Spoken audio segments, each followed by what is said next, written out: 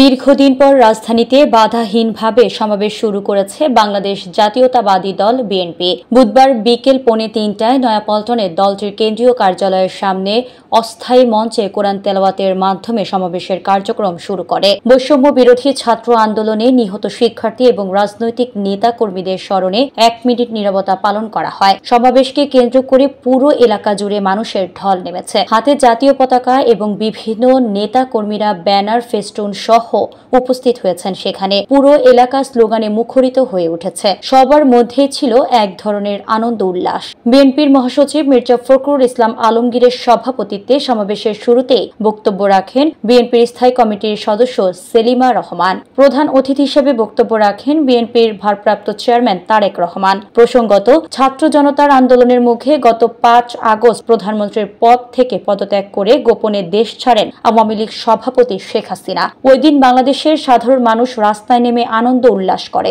আওয়ামী লীগ সরকারের শাসনামলে সমাবেশ করতে অনুমতি নিতে হলেও আজ কোনো ধরনের বাধা বিপত্তি ছাড়াই সমাবেশ করেছে বিএনপি।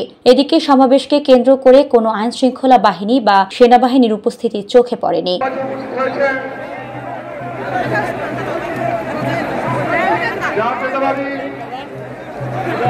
বাংলাদেশ জাতীয়তাবাদী দলের সহধর্ম বিষয়ক সম্পাদক, রাজপথের লড়াকু নেতা, সাবেক ছাত্রনেতা এটিএম আব্দুল বারী রানী আমাদের মাঝে উপস্থিত হয়েছেন জাতীয়তাবাদী ছাত্র দলের সাবেক সভাপতি, বিএনপি নির্বাহী কমিটির অন্যতম সদস্য জননেতা